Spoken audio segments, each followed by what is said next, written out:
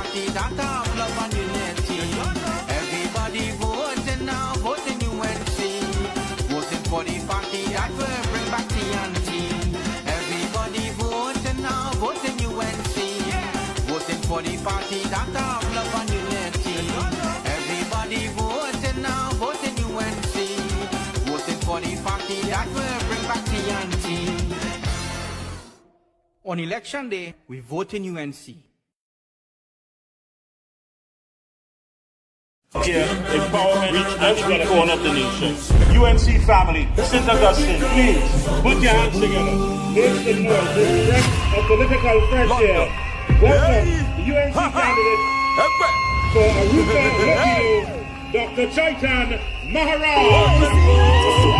Everybody wins when UNC wins. Tobago wins.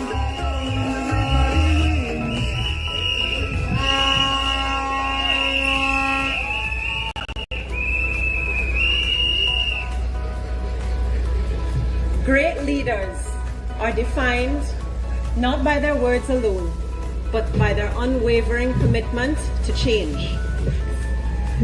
Our honorable leader, Ms. Kamla Persad-Bissessar, UNC National Executive, MPs, senators, fellow nominees, ladies and gentlemen, my brothers and sisters, good evening. Good evening! For the past 15 years, I have dedicated my life to healing and helping, first as a doctor and now as your UNC candidate. I continue that mission for my children, for my hardworking mothers like me, for the youth who have seen their dreams taken away. Now, I'm a gynecologist, but I want to ask you a psychiatry question. What is the definition of insanity? Doing the same thing over and over and expecting a different result. Keeping this joke of a PNM government in power over and over and expecting this country to improve, that is insanity. That's right, that's right. UNC will stop the insanity and make things make sense. I work in the healthcare system. I see the suffering. Operating theaters left without essential equipment, like the right size glove for a surgeon to operate. Patients wait days in overcrowded emergency rooms for a bed. They wait weeks for critical scans and tests. They wait months for clinic appointments. Not enough doctors, not enough nurses. Healthcare under the PNM, that is insanity. Let me tell you a story. We had our cottage meeting in Brazil on Monday night with 100 times more people than that funeral service they had on Sunday. I went to that cottage meeting with my wonderful campaign team and constituents. Aruka Lopino, let me hear you. One of my youth supporters is epileptic and suffered a seizure in the middle of the cottage meeting. Later, as the ambulance took to the hospital, I learned the true story. You know who was to blame? The PNM is fully to blame for what happened to my youth supporter, because he could not get his meds properly filled off the CDAP prescription form. Our honorable leader, Mrs. Kamla Persad-Bissessar, has already laid out our plan for healthcare, including making sure CDAP has all the medications my youth supporter needed on Monday night, and new ones to manage the disease better. Our leader and next Prime Minister That's right. has always showed a vested interest in our youth. The young people of the East-West Corridor and this whole country deserve better than this last decade of darkness. I urge our nation's youth, our Gen Z, vote to stop the insanity by dipping your finger for the UNC on April 28th. Go and tell the PNM, no more, vote them out. Under the PNM, we watched opportunity after opportunity for our youth disappear. The GATE program, for instance. Once, university education was within reach for many youths like me. I am living proof of what investment in education can do. Now, GATE has been slashed, funding decreased, more courses removed, more restrictions placed. Where once the UNC made education possible, under the PNM it is priced out of reach. Even university graduates, imagine this is where we reach. A graduated doctor in this country can't find a job? We really reach. Make it make sense. Another major issue our young people face is the loss of opportunities for entrepreneurship. Once upon a time, if a young person had a dream of starting a business, there were government grants available to get them started. The Enterprise Investment Fund is an example that has been reduced and then discontinued. When we return to government, we will reinstate meaningful support for our entrepreneurs.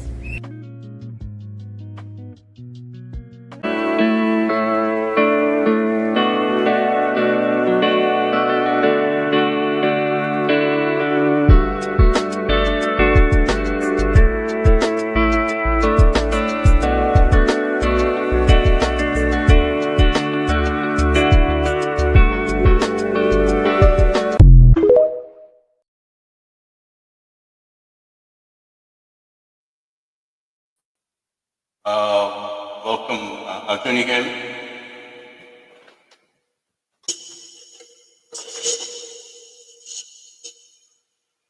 Just check in there. Hold on a second.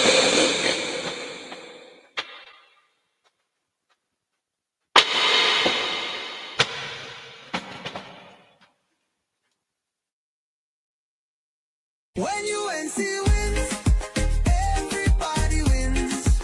When UNC wins, Trinbago wins, Trinbago wins. Everybody wins, everybody wins.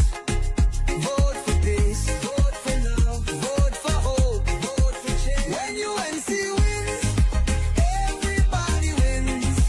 When UNC wins, Trinbago wins, Trinbago wins. Everybody wins.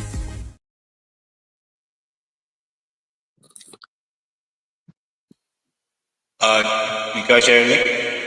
Yes, I can hear you. All right, let's adjust. I get a little echo on my mic, and just a little new thing here. One second, let me just lower this. How is that? Is that much better? Yeah, it had a slight delay, but we can hear you. Okay. Are you hearing any echo at all? Not an echo, just a delay. Oh, it's a delay. But it's not uncomfortable.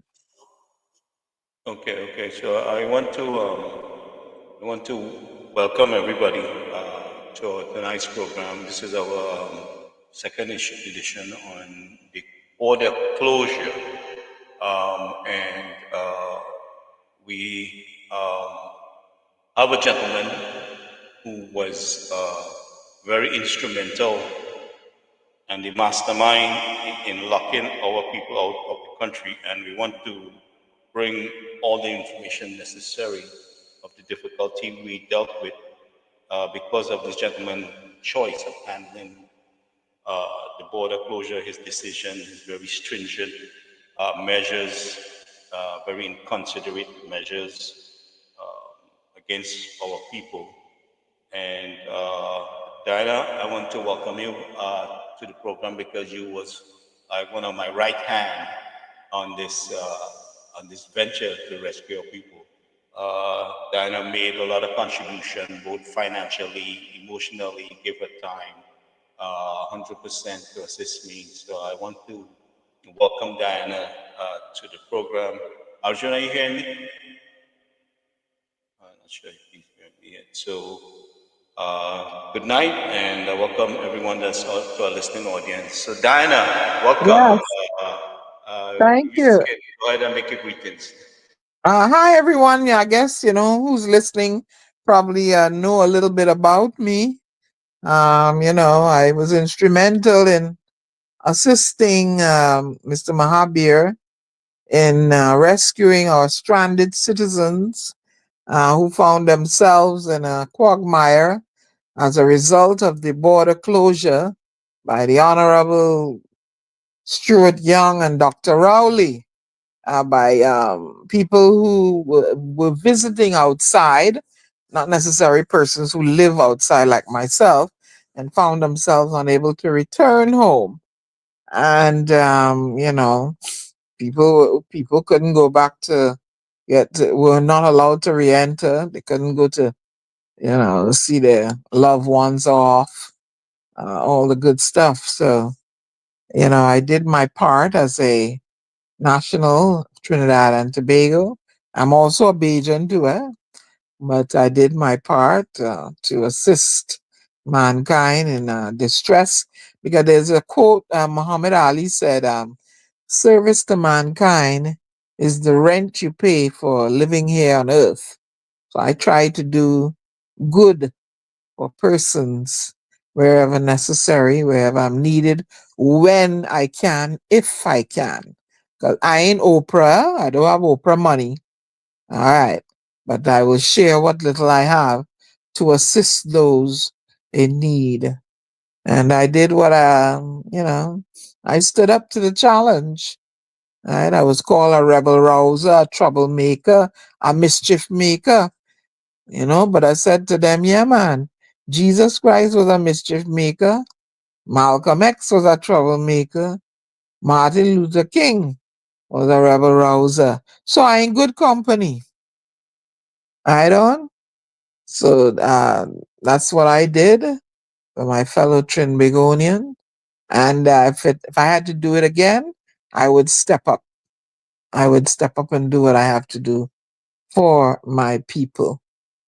And that's it. Gary, are you there, or you left me here on the show No, no, alone? I'm here. I'm listening. I'm So, listening. Yeah, I'm yeah. listening. So I Right. So, did. I mean, Diana did quite a bit.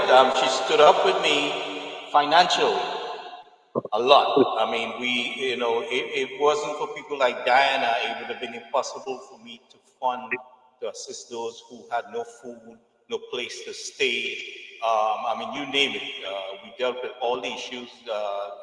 Diana kind of offered some emotional support also. And, so Diana is one of the champions with me that helped me bring our people home. She helped me raise the issue, the consciousness of what's taking place, with our people stranded outside, the issue with talking, relating to the press, as much as possible. She assisted us Yeah. And they implemented this also.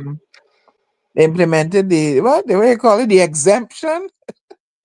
Yeah, Yeah, we need an exemption. We need an exemption to get back to our own country. Just imagine that. yeah. And then a lot of them, yeah, I could understand you're trying to contain the contagion that was riveting all over the world. But people are there. And what didn't like, they already had a ticket to return home, right? And Caribbean Airlines, before, they just let them pay a change fee. You had to buy a whole new ticket now to come home. Them and all need to be under the gun too.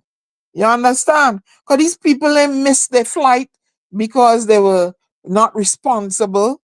Place was shut down, whatever going on. If in your records, it showed that they had a return ticket, but because of what went on, we had to purchase. Now let me speak for myself. I had to purchase new one-way tickets for several individuals to return home. Yeah, Caribbean Airlines, shame on you. Yep, shame on you. We have some other people in here. Mr. Arjun is in. Yeah, you hear me clearly here? Yes, I'm hearing you, Gary. Okay, guys. I think there was a delay with my mic, so I had to Yeah, hearing you better over here, better with this one. Okay, so yeah. let me get Mhm. my headset. So Arjun, I want to welcome you. I'm not sure if you hearing us better with this. Um, Oh, he's gone. You oh, hold on a guys are second. gone now. No. Hold on a second. I just adjusting things. Oh, he dropped out. Yeah. I Let's don't see think here. yes. Let's see here. It's Joan, let's see what happened to probably. Let's see here. What's going on? Okay, somehow Diana dropped out there. Okay, I I'm got you here back then. now. Yeah, yeah. I'm here now. Okay, so the level of inconsideration that we found with this man who want to be prime minister, we have to Mm-hmm. bring to the population the level of character that we're dealing with here. That that is mammifying the population now was so uh, inconsiderate our people, threatening our people. If they complain, Mm-hmm. if they Yeah, complain, yeah. they would left behind for an exemption. All You kinds know, of madness. And yeah. when they land back in the country, you have to pay to go in quarantine. Pay, right? Now how you going to quarantine? Hey, Yeah. let's imagine that. Let's imagine that. Yeah, you brought up a good topic there, Diana. Go ahead. Oh, I'm going to you, agree with you. first you get kept out from your job. A lot of people lost their jobs. Lost their jobs when they didn't get back in time. You're kept out of the country. You can't get back for your job. When you do get back, they want you to go in quarantine, paid quarantine. Huh? They're crazy, man. This thing was handled terribly. Like Terribly. I mentioned last night.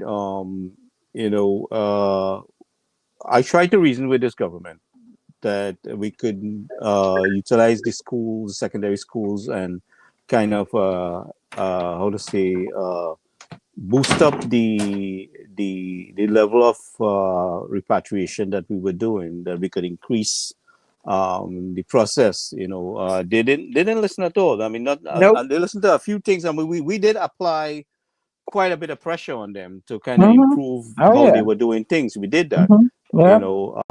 but I wanted to relate to the fact that we was jeopardizing our citizens, uh, with leaving them longer outside the country, that we're putting them more at risk, Hmm. not only financially and a lack of accommodations and things like that, but we Hmm. were leaving them to be in danger with this COVID virus that we didn't know what none of us knew what we were dealing with.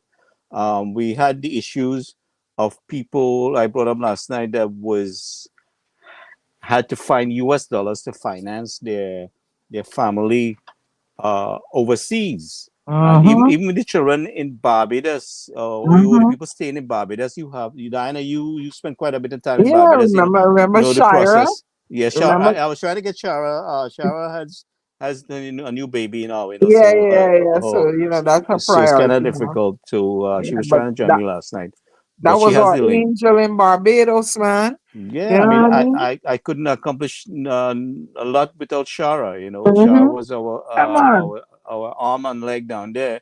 But you need the US dollars to pay for the hotels in Barbados. Mm-hmm. So those are Mm-hmm. the things that even that we had people who were staying in those those extended stay kind of accommodation, and they had to find US dollars to pay for their family, and it was very difficult. They couldn't even get the US. So the series of distress that Mr. Young caused our people, and he was totally heartless and arrogant, and he was bullying everybody. He had the full say on everything. Nobody couldn't get anything done except him. Everything had to go through him. So these are the kind of things that we want. Remember we had a young lady we in college, she name I know we No, allowed we to ain't calling nobody name, nobody but name. Oh no, nervous breakdown, loss of baby, all kind of thing. Trying to get back home, had to cry on the phone, beg him to give her an exemption to get back home to her country because she was visiting outside, huh? And yeah. they ridicule her when she get back. Look, the No, treatment bad. and I had another young lady who was a doctor. She Yeah, had a miscarriage too. She had a miscarriage too. treat You the know, treat the treat the citizens badly. I remember the young man that was stranded in Grenada. We had several So, people. I know yeah, one but that I you remember find help you because I had to finance. pay his way to Yeah, yeah, Barbados and then back. Oh, I know. I yeah, remember the young lady I took in my home yeah. that Well, we had had, that. We had that, and you had to finance people outside the country too. You yeah, know, remember the one that had no food and no coat and thing stranded in Maryland. I had to organize my god brother to go and carry food for her well, and a coat and all we had that. many of those. We had many of those that were without food Well, I'm, and I clothing just, and if I accommodation. recall, and we ain't talking about the things we did, but I'm just recalling at this time. No, but the Yeah, population has to know. It's not that we boasting what yeah, we did. Is the population has to understand this man who's vying to for become prime the next prime ministership. minister. We need a government that would take care of people, that would not be totally heartless. And I want, and listen here, you know me, I don't play two-sided, eh? And I will say, you know me, Gary, I just say what I got to say, right? Although for me, my candidate is Gary Griffith, who vexed with me, I don't care. I don't want a government that because you didn't support them, they're not taking care of you. I don't like that. If you are in charge of Trinidad and Tobago, you are in charge of all its citizens. Okay? So I don't want to hear because you're not of a certain race and you didn't, it is perceived that you didn't vote for them, you don't get no help. That is not what the Prime Minister of Trinidad and Tobago is supposed to be doing. Well, you wouldn't see that with an UNC government. That never happened with a UNC government. Even some people try to make that false kind of Okay, accusation. good. We have And seen. I saw something circulating on social media where he's giving out $20 bills to children. What is the purpose of that? After you put their parents out of work and you send them bankrupt, right? And I mean, the level of distress it caused to their family. And you gave Um, $20. Can can somebody help me what $20 could do for me in Trinidad and Tobago? 20 TT dollars. All you help me, please. Because some I was being Trinidad and Tobago a lot. I just come back from Tobago for 3 weeks. What 20 TT dollars can do? Kerry James says good night to Auntie Diana. yeah, Hi. yeah. Kizzy James seems to know Auntie Diana, so Yeah, I we wonder want who's to that. welcome. Okay. Raul. Well, we want Oh, to. wait. Is No, no, this no, our no, no, no, first no. name A? Are you A too? Take a Uh, 47 but Carver. yeah. No, I don't think it's she. I think it's a different person. No, no, no. We'll talk about who's Kizzy James later. Put a But con man, it's true. And yes. you go on getting the little children 20. What $20 could do? Somebody because the other day when I was in Tobago, I said, I feel like eating some chicken. Right? I said, I eat some Royal Castle in a long time. 4 Royal Castle wings for $50. I need to say any more, Gary. One of the things that we will be focusing as a UNC government is that we're going to try to create a mass production of food, so to make sure our people eat. What was done during the COVID lockdown is our people was able to source food from the farmers and get them to assist our citizens who was out of work and out of food. So there was a lot of contribution from the farmers who don't get help, who has Mm-hmm. been discriminated by this government and by PNM for the history of our Uh-huh. independence. Uh, Uh-huh. there is so much bureaucracy that they have to go through. I'm going to be doing a session on the farmers also. I'm just waiting on a couple people. But the infrastructure, the neglect, the kind of things that they have to go through to how to say, to access their land. There's so many things, discrimination against these farmers and lack of help, that the things that they have to go through. And I mean, Sad. for the last 10 years, what really have we seen with this government? We have seen nothing but oppression. I mean, telling our Uh-huh. people, first of all, the first thing he telling our people about taking them, weaning themselves off of government, right? All right, but you run away with the treasury, right? You running away with the treasury. Uh-huh. And look, and so it is alleged that somebody, and yeah, this is true. Hey, hey, what's going on, girl? I don't remember. Yeah, and you have somebody up in there that getting rent revenue from the government. Living off your Huh? taxpayers' dollars. No, they're giving themselves a very large raise, right? Deny the citizen any raise. The prices Four of goods percent. have skyrocketed about, I mean, maybe 300% in some areas. Four percent. Yeah, and there was 000, and and one individual would make a mockery of our citizens. Well, they ain't riot yet, and we're going to I raise the know. gas Yeah, price. yeah, Yeah, and they are right. yeah. And we go do this, and they keep sticking it to our people, and they are right Mm-hmm, because mm-hmm. majority of people are very peaceful people. We're not warriors. Majority of our people are not military warriors. So they're very decent people, and it's a real shame that they got taken advantage. So this is our opportunity, April 28th. You have your To go opportunity, and change up the whole thing. and Change to it up. send Stuart Young and Dr. Rowley and the whole team packing. Vote them out.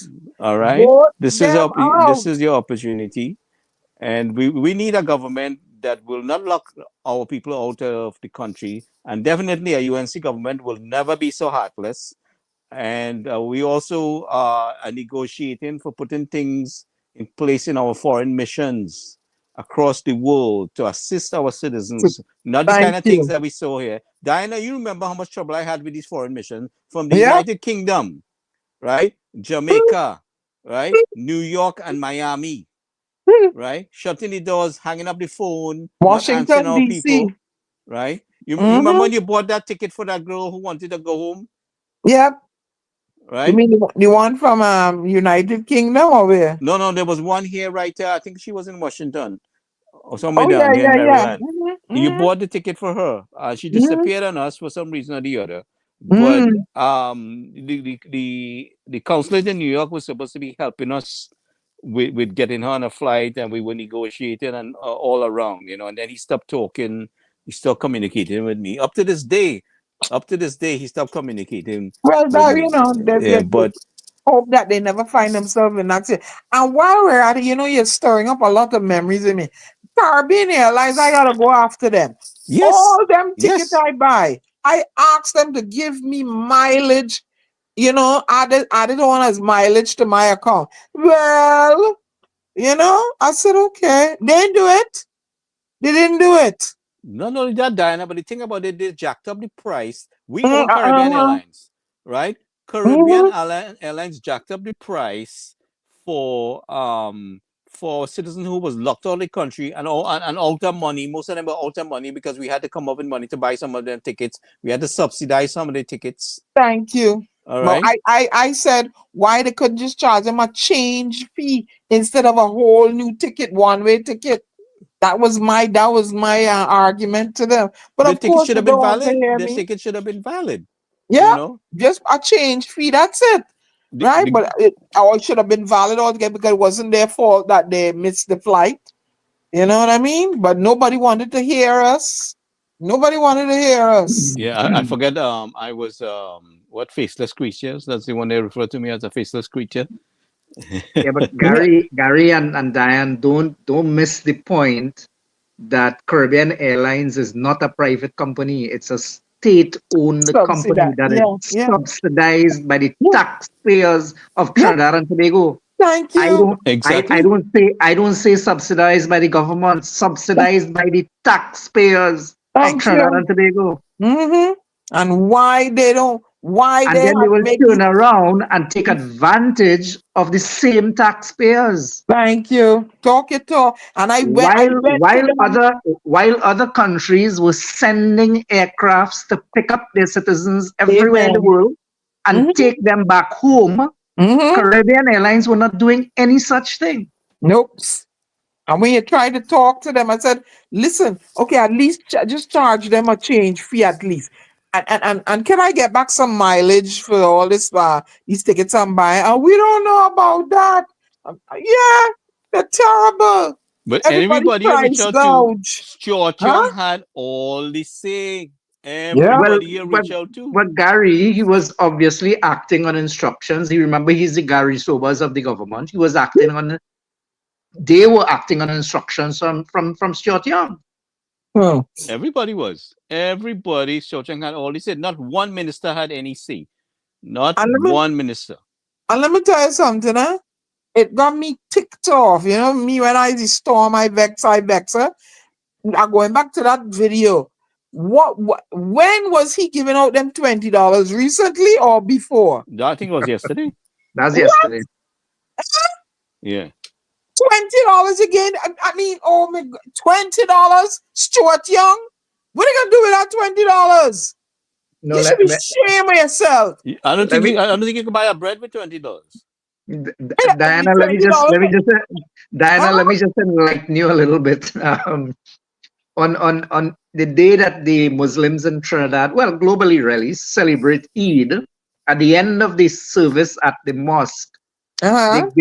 give out charity to poor people. So at every mosque in Trinidad, and I live next door to a mosque, so I can tell you, there's a gathering of poor people. So you know the poorest of the poor would gather at the mosque in the yard, not inside the church, but in the yard. They normally put up tents and they'll sit under the tents and wait. And when the service is over, the people who went to pray would come out and give charity to these poor people. And that is what the Prime Minister was doing yesterday. He was giving charity to those people who went there looking for help. But let me tell you something. Eh? I'm more vexed now. I'm more vexed now. Now you explain it to me. $20 is charity. I'm more vexed now. To my Well, little black brothers and sisters, $20. Now let me tell you something. Gary, you tell you about me, eh? Let me tell you something. I was in Tobago recently. And I said, I feel like eating a piece of chicken because I don't really eat meat and things. So I said, let me eat some Royal Castle. I eat Royal Castle for 4 chicken wings for $50.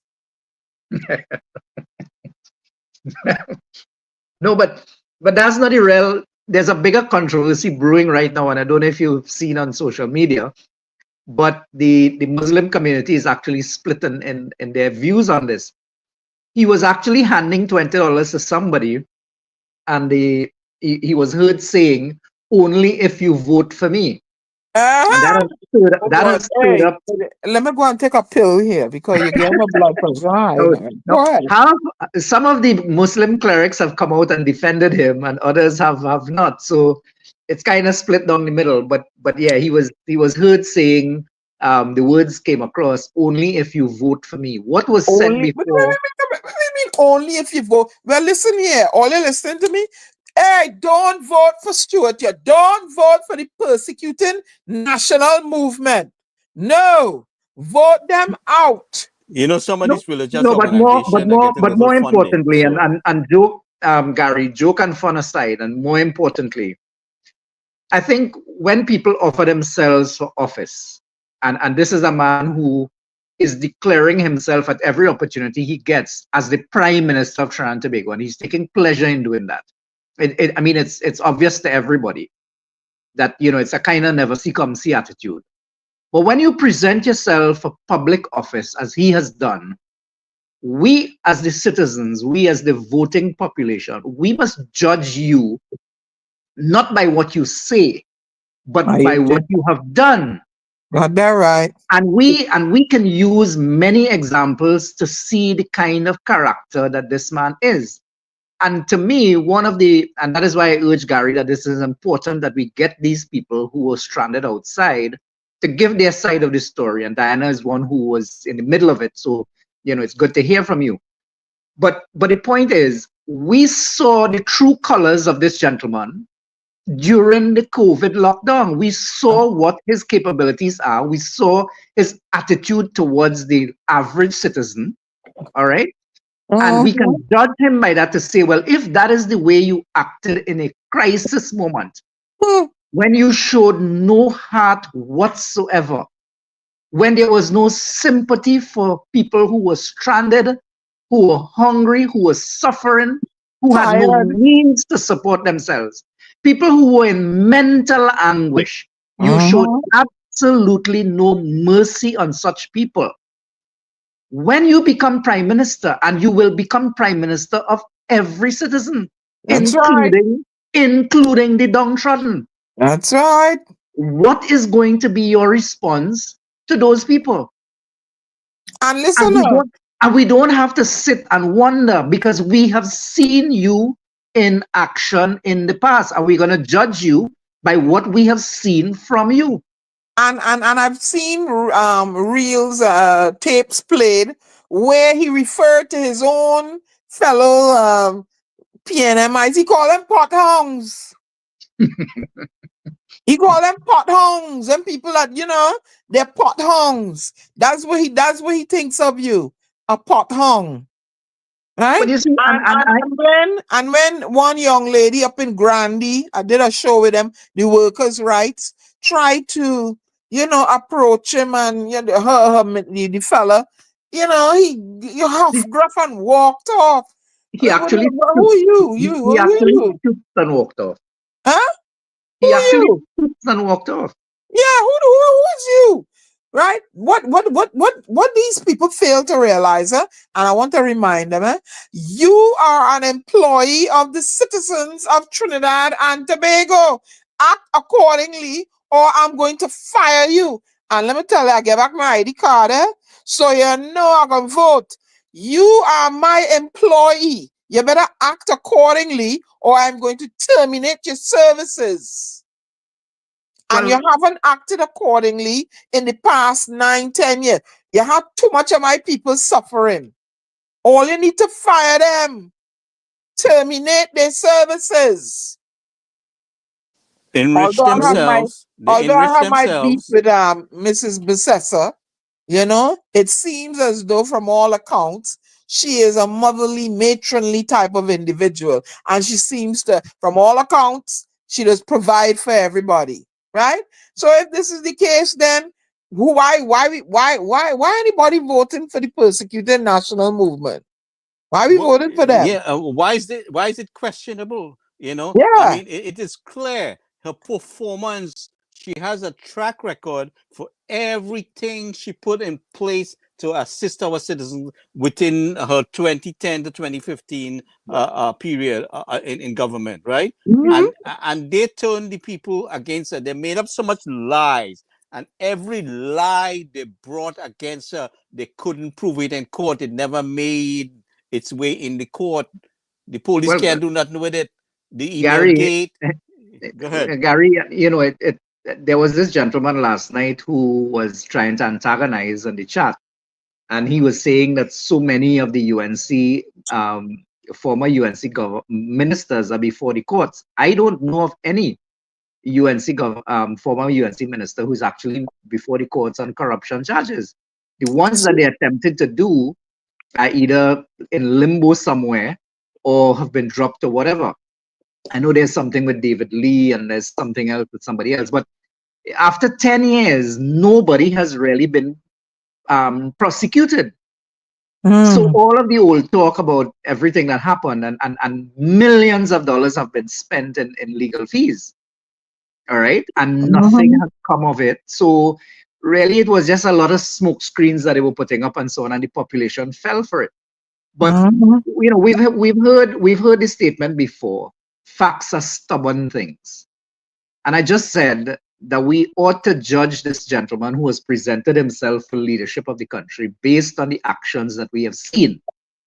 And as much as he's trying to distance himself from the actions of the government in the last 10 years, he ought Mhm. to be reminded that this is not a new chapter.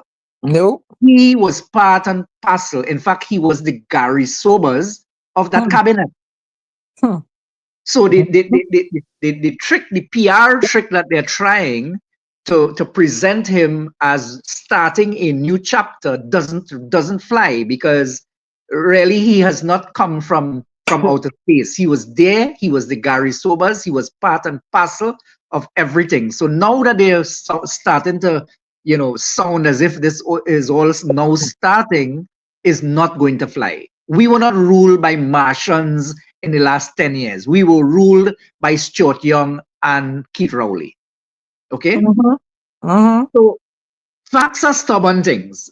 And in the same way that we're going to judge Stuart Young by the actions we have seen from him over the last 10 years, is the same way we are going to judge Kamla Prasad-Bissessar by what we have seen from her in the 2010 to 2015 period.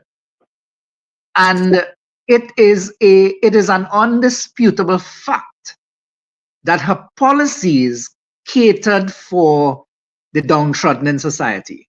And you could start naming policy after policy after policy. But on a broader level, the amount of expenditure that went into education and in the education sector, because that is where her heart is. And her policies were not geared towards, you didn't have to meet any qualifying criteria to get those benefits. It was for all and sundry across the board. The new policy of this government, when they came into office, they started to clear out everything that she had put in place, particularly her social sector policies, geared towards the less fortunate in society. And you can name them: food cards for the poor, baby grants for first-time mothers, single mothers, and the list goes on and on and on. And it was for every single citizen of Trinidad and Tobago. You didn't have to qualify. But the mantra of the incumbent government was, we need to wean the citizens off the government. Whilst their top ministers are benefiting from rental revenue and stuff. Some of them, not all of them. Some of them. The latest would have been, of course, promising public servants 4% over, I don't know, since 2012 or something, more than 13 years, they have not gotten an increase, 4%, while he gave himself 47%. And shamelessly accepts the recommendation of the SRC as if this is an independent body that made these recommendations and whatever. If you wanted to not accept it, you could have not accepted it. Or you could have said, reduce the rates or whatever. He just blanket accepted it. So that is going to go down as, against him as his last and final act. And what I don't understand is, there's a quote that that I read, and it always remains with me. The oppressor is only as strong as he is because he has accomplices amongst the oppressed. Amongst the oppressed, you have people touting their horn. Oh, red and ready, red till are dead, and they're catching the nenen. They can't get a business plan together, go to a bank to get a loan. Why? You're upside down outside there. We had a prominent economist, what's his name? Arjun, I think was his last name. And, I asked him that question. I says, can regular citizens put together a plan and take it to a bank to get a loan to start something? And he said it's not possible in this climate because the bank knows that everybody's upside down. Why is everybody upside down? Because they're not getting the salary they're supposed to be getting, right? Meanwhile, property tax and all kind of tax and everything in your tail, and they're catching a nenen, but they're singing a song, great is the PNM, my foot. But Diane, the answer to that is a very simple answer. Unlike the society that you live in Barbados, which is a homogeneous society. I live in the States, right? But, oh, you live in the States. I thought you were in Barbados. But I'm a Bajan too, but go ahead. Tobago might be a homogeneous society, but Trinidad isn't, unfortunately. Yeah, so Tobago is totally different. You can do those things and get away in Trinidad because once you can divide the population the way you want to divide the population, then you can do anything and get away. And that is the nature of the politics of Trinidad and Tobago. We are not a homogeneous society. Great is the PNM, my foot. And I made the crime rate out of order. Out of order. Huh? And you know what I didn't like too? I read and I hear, and correct me if I'm wrong, how they want to give them regularize, that's the word that was used in the article, regularize the Venezuelan immigrants so that they can participate in the voting process too. Huh? Well, the laws of Trinidad and Tobago is very clear on that. Once you're residing permanently in the country for 12 months, you can register to vote.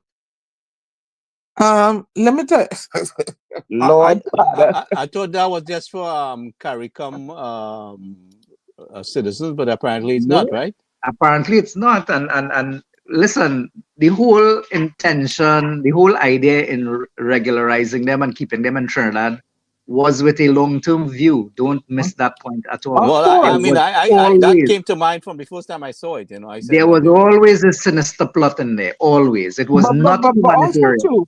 also too, isn't it under the UN Charter that he was forced to take them in? Something under the UN, he was Well, forced. no, well, no, we, no. There was nothing what to what my knowledge about that. No. That what we should have done was to fix our porous borders. I thought because they were fleeing persecution and blah blah blah. There's some. I'm not familiar with And the.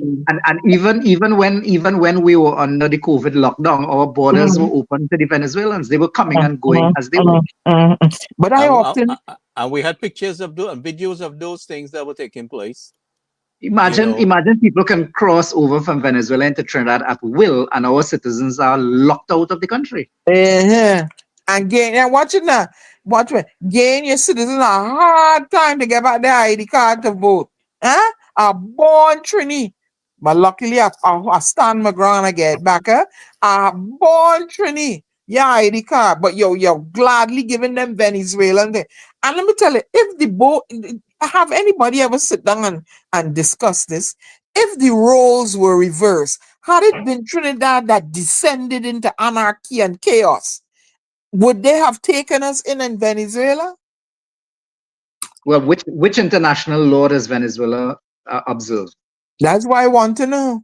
Would they have taken us in Venezuela? So All right. we could cover under whatever law we want to say, United Nations law, whatever. Mhm. Venezuela will never succumb to those pressures. Okay. You gotta run to Guyana and Barbados. You understand? But Yep. yeah, and 4% you give your people. They're working at 2013 wages. And I remember, these people insult you. What's his name? Dayal Singh. You went to the nurses and they gave them a chocolate for Christmas. That's what I'm saying it right, all yeah? Huh? You give them a candy bar or a bag of sweetie. A nurse tell me so, eh? Not me, don't come for me. A nurse tell me, you honorable minister Dayal Singh. All you went and you give the people a bag of chocolate for Christmas or a Well, candy bar. he Huh? walked with his camera crew, so it's all on film. Huh? All you get the nurse and them a candy bar. Come on. Right? A candy bar, you get them hardworking people, and you all get your big percentage and raise. Your raise and pay. So wait now. You getting how much you get them? 40? How much you give yourself? 47%? 47. 47%. So these people are running they labor running the country, and them they deserve their total raise of pay. They don't deserve it. They're not entitled to it. And I understand the employment relief programs. Believe you me, I get it. I don't knock nobody for but oh my God, huh? How can you create intergenerational wealth with that pittance from them unemployment relief program? Somebody bless me and tell me now. How well, can you do it? Diana, we have a strategy, and I've discussed it. In that we want to open up the secondary schools, like from the 6 to 10 after a school program, where people can go back to school if they're doing a little CPEP job or something like that. That they can go Yeah, and get the skills something to necessary. uplift Yeah, themselves. so all that's in the plan of the action. That's why the code is yellow, and there's a lot of things we're going to spell out. But And, it's and, all. and And they try to threaten them too. Because I Well, understand that them is the ones that have to go out and march, and them is the one. Do their biddings and do their biddings. Diane, is not by accident. It is a clear political strategy. If you keep people subservient, if you keep people poor, if you keep them dependent on the government, then It's you get still, them to vote exactly how you and want yet them it's to still vote. fair in them. Yes. And All that that is nonsense. why the philosophy of the PNM government when it comes to education is entirely different from what we saw under the UNC. If you educate your people and you get them smart and intelligent and they can think for themselves, then you can no longer brainwash them. No more, no more. That's right. That's right. I hear the song. We love you so. We take good care of you. We love you so. Stay so. Okay? We don't want you no other how. We love you so. Just how he is. Take the little pittance and hush your mouth. And when I'm ready for you, I throw some corn in the yard and all the fowls come running. You understand? That is what I want for you. You keep telling me, you tell me you want another 10 years of this? Huh? What are you doing for your children and your grandchildren? And that east-west corridor, you all want something hitting you all behind your head or something and razzle up your brains. That's what they want. That's what we all want forever. That's what they want.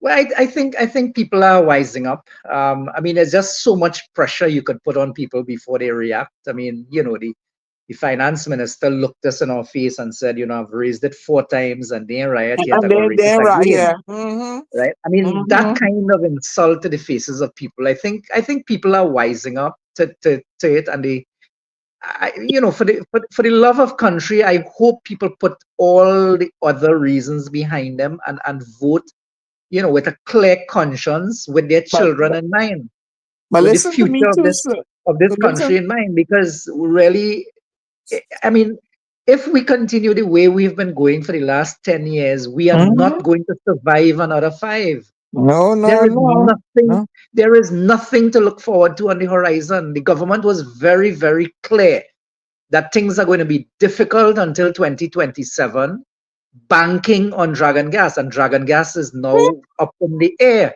So Oh, because yeah, 2027. Humpty Dumpty don't want nobody doing that. Ooh, with Right, Venezuela. right. So 2027 has been pushed further out into the horizon. So if Uh-huh. the government's only hope, and they were very clear. In fact, the words of the prime minister is, if dragon gas doesn't happen, you cuckoo cook. That's his own words. I quote him. But wait now, Right? Yeah, you talk about diversifying the economy. And you went Ghana and bring back yam. No, he hates that word. That word diversify. He hates that word with a passion. But we But know how yam in Trinidad, the best kind of but, yam I but, eat in Trinidad. but that And it's that a No, was real no, it. no. Yeah. insult. It's a Don't real don't use insult to the don't people use there. don't use that word in the presence of the prime minister. He actually hates that word. What would He made diversify? he But, Yeah, he made but a mockery of that publicly in one of his speeches. All they could talk about is diversify, diversify, diversify. well, anytime I meet him, I go ask him, how did you diversify Trinidad and Tobago's economy? Let me get Making the vexed with rich you. richer and let the crumbs fall off the table for you. What do you think it is? That's the diversification And you go on and you bring back yam. What the hell? No, I know smarty pants, right? I graduated from St. Augustine Girls High School. Me and too bright. But how you just Hello, hello, diversify? hello. That's one of the best secondary schools on the island, huh? How you just let me represent Anna Hills here. How you just diversify the economy with yam? Can somebody explain that to me? Gary, help me now. How you just diversify the economy with yam? Well, you can't take a plane and go all the way to Ghana and come back empty-handed or Well, empty with Arjun an is the empty economist, so suitcase, I'm going to right? let him explain that Right? to us. You can't come back from Ghana with empty hands. You had to come back with something. And if the first thing he could have put his hands on was yam, then so be it. But perhaps he's trying to tell us to diversify with I'm trying to be a critical thinker, yeah, because I'm also a poet too, right? So an award-winning poet. So I just use my brain critically. Perhaps he's trying to say yam has byproducts or is agriculture. We supposed to. You think that's what he was trying to say in the But long wait a run? minute. We know how yam in Trinidad. You know I what know that. variety of yam we have in Trinidad? Yeah, but But they I mean, they suffocated the agricultural industry. All those farmers have so much hassle. Even to get an agricultural loan, they don't have proper infrastructure. They get flooded out. They don't do anything. They even remember they went as far as charging the farmer for taking water out of the river, yeah, yeah, yeah. Yeah. and Well, that is why. actually, actually, you might say, well, they were taking the water out of the Caroni River, which is used by Wassa and so on. But there are instances where farmers in the Aranguez area were taking water out of tributaries, not the main rivers, and they were charged as well. They were warned about taking water out of those tributaries. So it's not even the main water sources. But yeah, all the groundwater belongs to Wassa. Yeah. Listen, what became of the plans or the talk about electric cars? Well, we are slowly moving towards electric vehicles in Trinidad. I mean, I they wouldn't moved encourage from, that because we have a problem here in the US. So go ahead, Alton. I'll tell you about it. yeah, we're gradually shifting from petrol to hybrid, which is a hybrid of gas and electric or petrol and electric. And there are now a few of the companies that are actually bringing in full electric vehicles into the country. So we're moving in that direction. If you ask some people, they'll say too slowly, because what is happening is they're allowing electric vehicles into the country, but they're not putting up the stations all over to um to electrify the cars. So let me and see if you can help me connect the dots. So in order to produce this electricity, do we have to buy anything else from any other country? No, you mean to electrify the vehicles, to No, charge no, them? no. To produce the electricity that we already use and perhaps going to be using for these electric cars, everything is done locally, or do we depend on something outside No, to it would, the power supply would come from the generators that we have currently in place in Trinidad. So Okay, yeah, the real question is, how are we going to power those plants? Because as of now, that's my question. Yeah. they're powered by natural gas. Okay, now we're talking. Right now, I mean, like we connect any dots, sir. So didn't the other day they said they're going and buy gas from Jamaica? Well, we are buying fuel from Jamaica as it stands. And how come that evolved, and where they getting the forex from? Or because Jamaica said they didn't want their dollars, right? So how where they getting the forex from to buy this gas? Well, that's the $1 million question, Oh, because Lord Father. Petrotrin was exporting the gas and earning foreign exchange. In fact, Mm. a lot of people will argue that the foreign exchange crisis that we are experiencing since the closure of Petrotrin in 2016, 2018, or somewhere there, 7 years ago, it was a Mm. direct result of the forex shortage right now, is a direct result of the closure of Petrotrin. Lord Father. Oh, Because how we they supplied fuel all up the Caribbean, all up the Caribbean. how did we end up in this spot, sir? Shutting down a refinery and having to purchase what we could produce locally from one of our neighbors, using up forex that local people can't get to run the business and blah blah blah.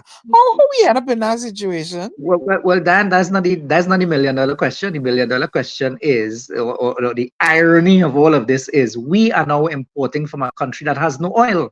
But Jamaica has no oil. that's my point precisely. Jamaica imports oil, processes it, and then sells it to Trinidad, while Oh, we have a refinery that is packed up. oh That's my the real, God. that's the real irony in all of this.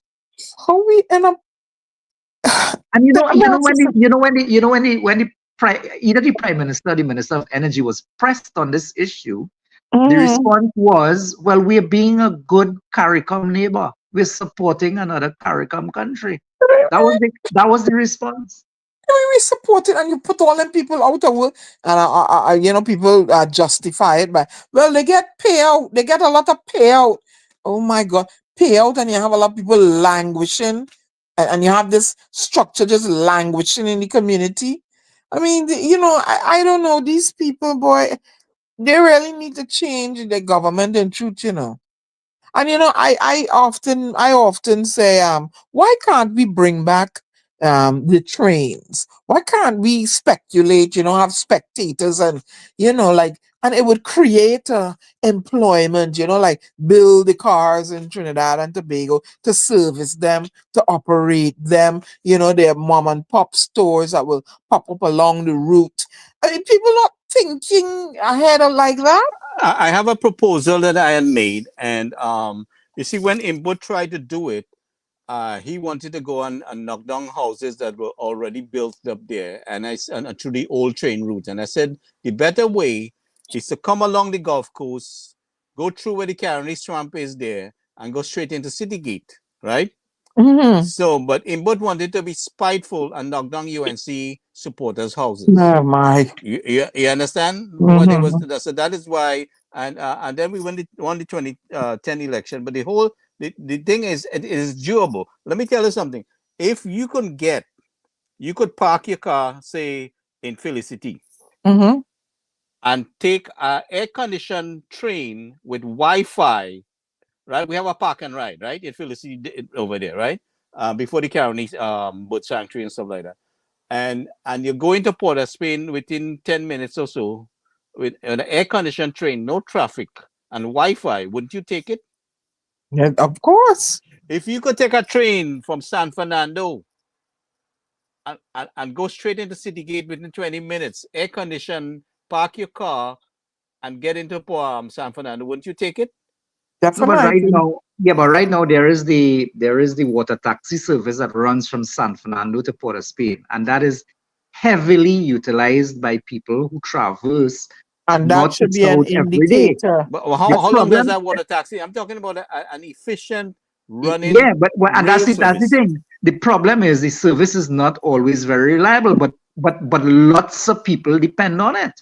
Because as of now, if it is working properly, it is the most efficient way to travel between the north and the south. And to beat the Now, traffic and the hassle and the stress. exactly. Now, if you had a light rail system, and to Mr. Manning's credit, he had that vision. Of course, he didn't last long enough to execute it, but he So had they were this going about vision the wrong way because of people of, he was of listening like input. yeah, yeah. Now, Mhm. if you, I'm sure you've been to Europe and you've seen how the light rail system Oh works. yes. Oh yeah.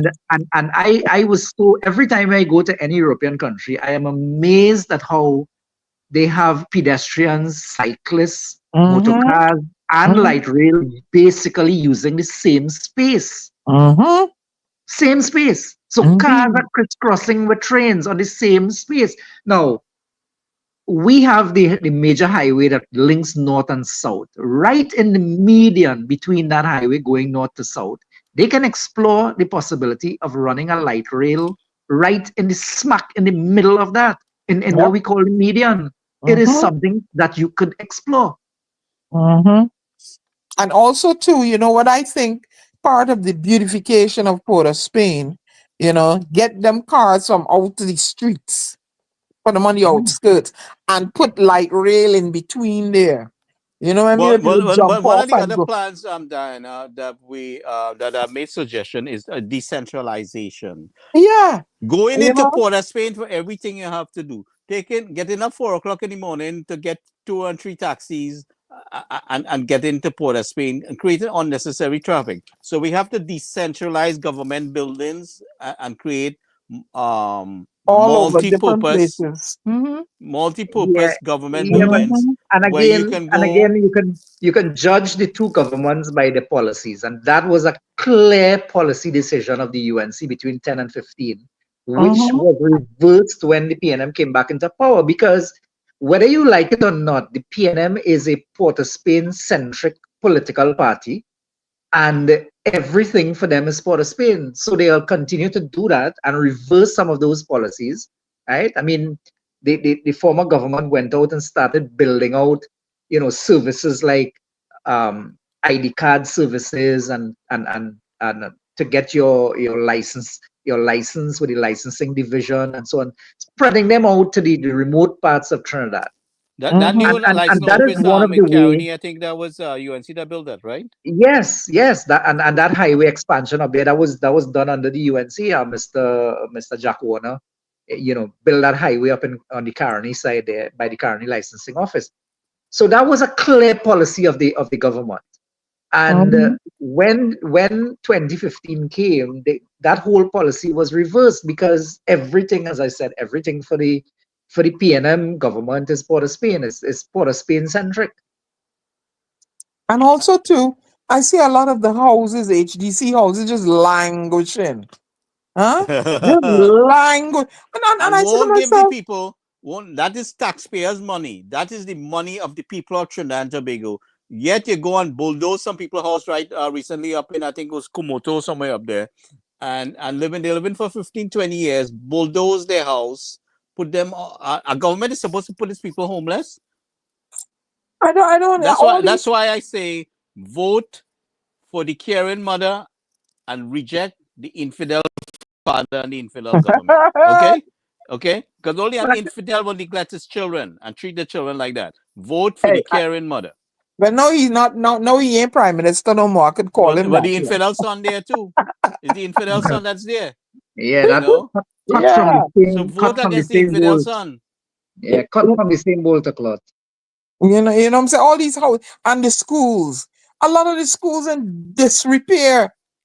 Well, there's one in the Mount Hope area that has been lying in bushes for the last 10 years. And 10 days before the election, the minister could come out and tell his constituents that is a priority project. And the crowd says, hooray. Like they forgot to build a school. In fact, they tried to deny that the UNC built 106 school. Yeah. Yeah. They, they, they, Even though the minister stood up and named them one by one, they're still in denial. And then another thing too, I see them they filling potholes. Oh yeah, welcome, paving has Daryl. started. And Paving has started. I'm like, really? That's what you think of me? A bucket of pitch? Let me tell you That, something. They ran up to paint a wall by some kind of stadium or recreational ground up in Toco Sandy Grande. They didn't even wash the wall, right? They run and paint it because of election time and dumping paint on a wall that has moss. They didn't even scrub the wall. oh my God. Running to touch up, right? And I have the pictures and videos in possession here right now. And Okay? what happened to it? They painted that so because of election. They're running to paved road all over the place. All So right. what's gonna happen to the wall, the moss covered wall with paint? Well, eventually go show up. But Well, UNC come in to deal with it it. will Don't stay worry. clean until the 28th of April. UNC come in to deal with it. I don't get I it. had a counselor, I had the chairman of the Penal Davie Regional Corporation, and he was talking about they have a large excavator in possession. I guess it's somewhere in the agricultural ministry, and they need the backhoe in order to deal with the flood issue, and they can't get the backhoe. They have maybe two little small things that can't really deal with the capacity or the work needed, right? It was spite. They have not cleaned the rivers. All right, they go and do some touch up thing and galavant, make a little grand charge like they're doing something, right? But they have not cleaned the rivers. Beside expanding the rivers and stuff like, they have not even maintained the cleaning. So what I've been proposing and has made a lot of a recommendation is that the rivers where the heavy flow of water is, that we expand the water holding capacity. We build water treatment facilities along there where we are able to store the water. The little retention dams is not enough. We need to expand on that holding capacity to do that, right? And so these are some of the things that we're looking at. The Oropush River, the Guaracara River, the Caroni River. That flood of water comes all the way up from Sandy Grande over there, Yeah, need So to take out that water before it gets down past yeah, we Arena. need to control the flow. This is what we need to do, is to control And the flow. there's sufficient land space up in that area to take the water before it gets down to the more populated areas. But everything rises and falls with leadership. Let me ask you a question as an economist. Are you, sir? What has to happen in Tobago? Tobago is a classic case of putting the cart before the horse. Mm-hmm. So they've just expanded the A&R Robinson terminal building, which is Mm-hmm. fine, Mm-hmm. which is fine, Mm-hmm. and kind of modernize the airport. But Mm-hmm. what you should have done before that was Mm-hmm. build out the infrastructure to accommodate more passengers. Mm-hmm. So you're gonna bring these passengers in and put them where? Because to be really honest with you, there really isn't a decent hotel in Tobago at the moment. Mm-hmm. Now, you know the whole hoorah that happened with Sandals Mm-hmm. because they went about the whole thing in the wrong way.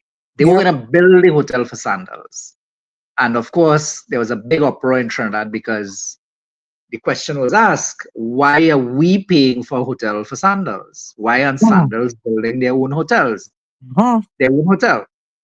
So that eventually, because of public pressure, Sandals left and ran away. But in every other Caribbean island, Sandals build their own hotel, and that question was being asked: why are we different, right? Mm-hmm. So anyway, the hotel infrastructure in Tobago badly needs improvement. Mm-hmm. And unless and until we do that, we're not going to get the kind of inflows that we need because, you know, the airport should have come after or alongside that expansion Simultaneously, yeah. exactly the expansion in the hotel capacity. So that is going to create its own problem because I Mm-hmm. don't see how that's going to happen. I mean, yes, there are the little boutique hotels all over the place, but those typically hold, you know, a handful of people. They're not going to hold a significant amount. The Mm. largest hotel in Tobago is the Magdalena, but But the but but but Magdalena is in a serious state of disrepair. but you know, with proper marketing, people can find these places. And I have an idea in my head how to get these places known and the visitor Well, well, find. well. Is I'm it? sure the Bajan, and you didn't miss. You know, I just passed through. I just passed through Gatwick Airport in London, Uh-huh. and I was pointing out to the persons with me the amount of advertisements, and I'm talking about advertisements 8 feet by 8 feet Mm-hmm. in size. The Mm-hmm. amount of advertisements throughout that airport advertising Barbados. Uh-huh. I didn't see a single advertisement anywhere in Europe advertising Tobago. Nope. Nowhere. Nowhere. And it was so clear to me that Barbados, of course, we know is Little England, but Mm-hmm. they spend money promoting Mm-hmm. the island in Mm-hmm. England. That's right. And they And spend unless it. you do that kind of investment and that kind of promotion, you're not going to get people. And incidentally, Europeans love Tobago. The Germans, in particular, had found a Exactly. likeness for Tobago. Oh yeah. Mm-hmm. Well, But you know, now there are Tobago no has gotten flights. more promotion than Trinidad. But let me tell you something. If you want to encourage tourism and people to your country, first of all, you have to clean up the place. You have to provide proper facilities. You have to provide security, right? How are you Mm-hmm. going to? But Trinidad was focused too much on the oil and gas, so we neglect all these other resources that we had and still Mm-hmm. have. And now, so the oil and gas kind of got kind of disrupted, all because of Dr. Rowley's management and lies. And most likely, he disrupted that refinery to cover up for the investigation that his friend with the what do you call it, the oil scandal there. So as far as I'm concerned, it is my belief a lot of our natural resources are moving across the border illegally. Okay, that is Mm-hmm. my strongly believe that our border lack of security is done by design to allow certain things to happen. Okay, so this is my belief, but that is going to change under UNC government. They went in the Mm-hmm. parliament, right? No, but and I don't understand why. And again, it's a question of putting the cart before the horse. The minister was boasting recently about 165, I think it was 165 illegal weapons taken off the street since the state of emergency was declared. And I'm happy about that. Well, what he fails to tell us is how many came into the country during Mhm, the same state of emergency. mhm. You can't be taking guns off the street with your borders wide open. You Nope. can't. Exactly. Exactly. You So, can't. but they come in to blame the UNC and Galavant. In the meantime, they have all the vessels packed up. The vessels wasn't properly maintained, according to the information that we have gotten. And when you park up any kind of a machine, if you park up your car for 2 3 years, it seats up, right? No, So it causes but more you have to, damage. yeah, but you have to ask yourself. You really seriously have to ask yourself if we are concerned about crime, and I have to take it that the government is concerned. Every time they go up on a platform, they will acknowledge that the most significant problem facing this country is crime. We call a crime Mhm, symposium, we call it a health crisis, we call the mhm. Caribbean Regional Conference to deal with crime. So they are serious Yeah, about crime, so, yep. That right? Mhm, is all Mama mhm, Guy. That is all But if Mama you are Guy. serious about crime, the mhm. simple solution is to start protecting your borders. You know where they're coming from.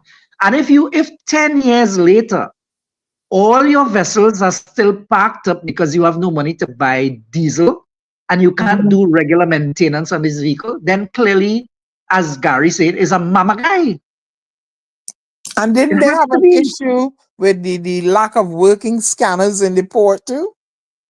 Yeah, well, that's no secret that anything comes through the Well, port as well. far as I am concerned, I think one of those scanners was deliberately damaged by somebody using a forklift. Right? That's one of the Mm, things that. But you talking about scanners, and you have the whole damn border open. Right? Yeah, it It have doesn't people matter. coming through It doesn't Cedrus matter. in and out as they want. Right here, in the Gulf there, you have people coming through from the Maruga side. I heard about a track where the Venezuelans flow right through it. I mean, you see hundreds of people coming on up in Cedras on the beach and And disappearing. They have and villages. They have villages of Venezuelans or illegal Spanish immigrants Yep, that are settling in Trinidad and going yep, in and out as they damn well please and bringing anything they want to trade because number one, this is about survival and they're going to oh, bring anything to sell, right? yep, yep. And the thing is, and they come and go as they wish without and any scrutiny by the authorities. And if persons are coming, it doesn't take rocket science to figure that other things are coming as well. and we had a minister of national security, and he says not his job to keep the citizens safe. All right or wrong? My best friend. Absolutely right. That's my Absolutely best right. friend. Well, Okay, good. remember that's Gary's friend who took over from Scotland. Yeah, yeah. Not don't say But nothing the about good thing about about him, Gary gonna beat you. in spite of his faults, right? He did communicate with me, and he assisted me a little bit. With getting one young lady home. In fact, the next day she was on a plane. So I got to give it to that for him. I did offer to help him. Hmm, I did offer to help him where he would need help, ideas and lots of things. But hmm, they're not going to allow me to help him. hmm. And Because even though he was made Minister of National Security, he wasn't fully in charge. You know who was in charge? The Yeah, yeah, Minister of Everything. yeah, Minister yeah. of Gary Everything Fobers. dictating the terms, Small pin right? was in charge. But Yes. Gary Fobers. listen, so what become of the Paria incident now? Nothing has happened except some lawyer friends of the government have walked away with millions of dollars in legal fees after Wait, that. wait, wait, wait, wait. Go back. Millions of taxpayers' dollars. Yes, Make sure taxpayers' you say dollars. that. Make sure you say that. And the people who needed the help the most have gotten nothing to date. Nothing. Mm, mm, mm, mm. Have we ever heard anyone in charge in Trinidad and Tobago offer condolences or it's a national statement made as to the loss of these lives? Never. As far as I know. Never. Mm, mm, mm. And guess who was running the show when that happened? Guess which minister of government was at the forefront? Make Small, one guess. small pin again. Yep. Minister of Woo, Energy. woo, woo, woo, woo. Well, well, well. Minister of Mandela Energy. said, Speaking of And that, All And right. again, this Go is, ahead. and I just used the one example to show, to judge, okay? And I said Mm, people who present themselves for office must be judged by their actions. that's right. You want to see how heartless this gentleman is? Look at his role, the role that he played in the Paria incident. Look at his role. Hey, to be heartless, you have to have a heart. Welcome, Clement. Yeah. Oh Lord, you understand? And when You we spend some, money, on a commission of inquiry, millions Mhm, of dollars spent, and mhm, the commissioner did an excellent job. It was televised, we all saw it live and everything else. mhm, And a simple solution given to the government was, listen, do not accept liability. Okay, so give a payment, an ex gratia payment to the survivors' family. Okay, to the deceased families. Help these people out. Out of an abundance of care and concern for what had happened there, because the government played a significant role in all of this. And do not accept liability. Just make an ex gratia payment. Who gave that advice to the government not to accept liability? Some I can't remember who it was. I'm Yeah, not sure if it. a lawyer. Yeah, Okay. it was from a lawyer. All right. mhm. And to me, that was a simple solution. While this thing is going to meander its way through the courts, okay. In the meantime, these families are suffering. Well, I'm going to say how the government Mhm. was liable. Right. The government is control of our Coast Guard. Right. Our government. No, but the point, Gary, and I know where you're going, but the Yeah. point is the thing is still before the courts. And you can't accept liability if something is before the courts. So don't accept liability. But as an act of, as a humanitarian act, right? And you clearly write up an agreement which says that you are not accepting liability. But in the interest of fairness and justice, and maybe purely on humanitarian grounds, you're making an ex gratia payment to these families. And Mm, let the process meander its way through the courts. We know it's going to take 15 years in the courts. We know that. But mm, what happens in the meantime? In the meantime, after April 28th, the UNC government dealing with that. mhm, Because let me tell you something. I don't care how these lawyers want to spin this. And I'm disappointed. I am very disappointed because we had a man like Ramesh Lawrence Mirage involved in this thing, right? And at no point accountability mm, for the on the government behalf was brought up into discussion. Far as I know, maybe I'm wrong, right? But I'm disappointed that there's no responsibility from the government. Minister of Energy, who is minister in the Prime Minister office and former Minister of National Security and Minister of everything, who have all the say to call the shots, right? He never made an attempt to reach out to any one of our countries that we are friendly neighborhood countries that we involved with. The United States Southern Command trains our police and our soldiers, right? We have a good relationship with the United States. Venezuela is right there and has a lot more equipment than we do, right? Um, Canada, if the U.S. had to dispatch some assistance from the Navy or the Coast Guard, could have come right out of Puerto Rico. These divers were 36 hours alive in that pipeline, right? 36 hours. That was it. Would how long it take? What, hour and a half for an aircraft to reach from Puerto Rico to us? Maybe about an hour and a half. I think it's about right. mm, And Yeah, if it was a direct and flight, it probably in less than that. right? And a military aircraft could land and come with help here. We had people on So, location. If we had allowed them to respond, they were skilled divers who were there to respond and pull these people out. While they were doing things, we could have brought in all the additional support and things like that.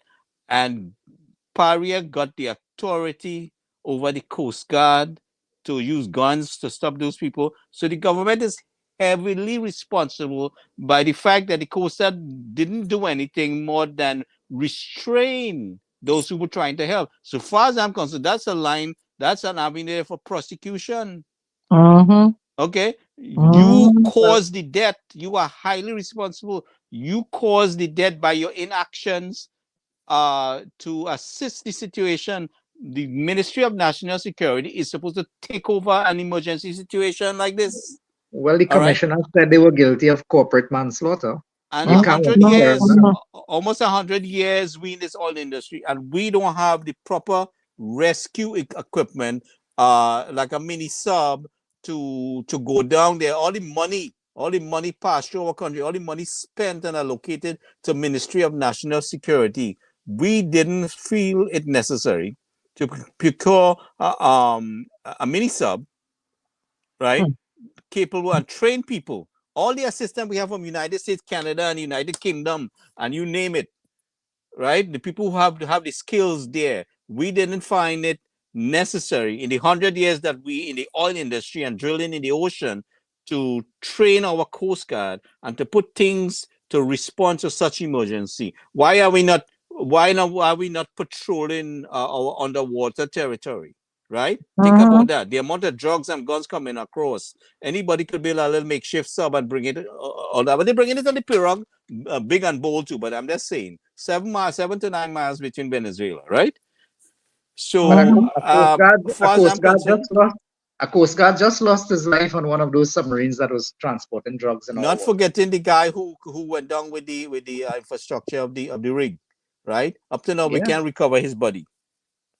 But we know the guy is dead, and now they're talking about bringing in foreign expertise to help, right?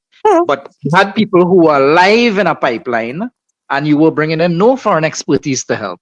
What do Given you the explain that? authority, given the authority by the government of Trinidad and Tobago, I could have done a hell lot better than Stuart Young and all of them there by resourcing the help.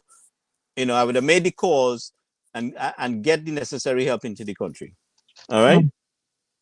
Yeah, I mean, but my Diana, but you know how I Yeah. have dealt with things over here with people Oh stranded yeah. overseas. Oh yeah. In fact, I had a situation where one guy went to St. Lucia, and I got the entire tactical St. Lucian police force to assist me and get this guy on a plane and bring him back to Trinidad. Mm-hmm. And nobody like me who have no real assets out there. I was able to do that.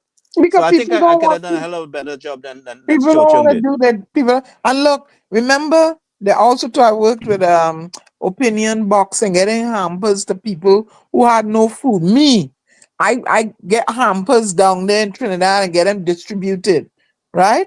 And I'm like, so why is not the help not reaching these people? Arjun What is was going very on? instrumental in helping me to get food supplies to a certain individual and their children. You What is know, going on? if the You know? will to do it, and if the will to do it isn't there, then anybody could throw their hands up in the air and say, "Well, it's not my problem," and that's exactly what it is. And you see, I keep saying leadership is a hell of a thing, and unless and heartlessness, man, we heartlessness. can't point Mhm. fingers at the public servants at the lower levels because the instruction is coming from the top, right? And Mhm. we know, and that is why again I keep saying we have to judge this man by his actions. We Yeah, know who was in control in that exemption process. We know. yeah, yeah. Mm. And Gary, you're now presenting yourself as a man of the people. But when you had so many opportunities in the last 10 years to rise and show real leadership skills, to show mhm. real concern for the same poor man you're trying to present yourself to now, right? You had so many opportunities to prove yourself. You failed on every occasion. And now you are asking us to make you the leader for 5 years. Do we really need a government like this? So insensitive to our people that can lock our people out of the country, and abandon them. Yeah, me not like he, so I not voting for he. But I Nope, mean, the man gave us so many reasons not to like him and I not to don't like trust he. him. It's nothing to do He with his rubs. appearance or anything But like it, that. but Gary, Diane, did you hear his recent statement where he went up on a platform and said, "I cannot understand how the average small man Mm-mm. could go to a bank Mm. for an exchange and not Mm. get it? Did you hear that Mm. statement? Mm. Come back with that. Mm. Did Mm. you hear that statement?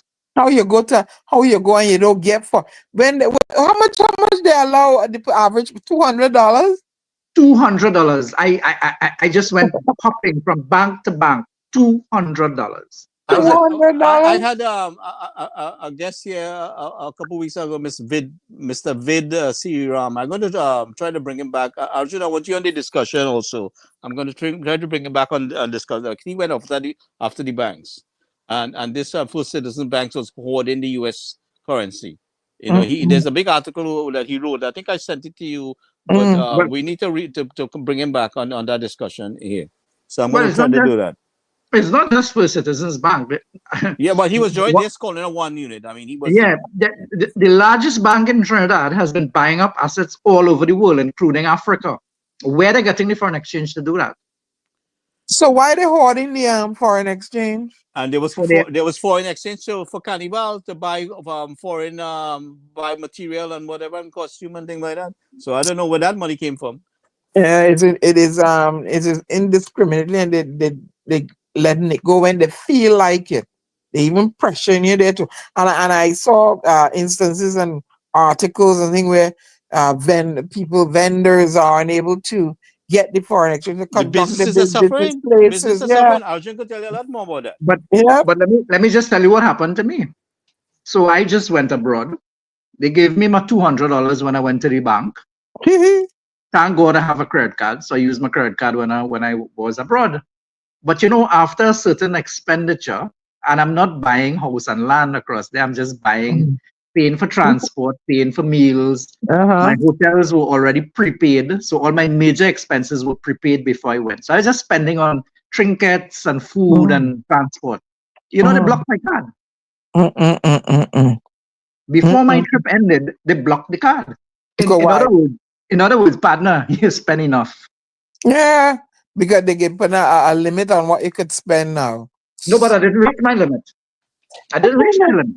And then here the dotishness they come and they peddle.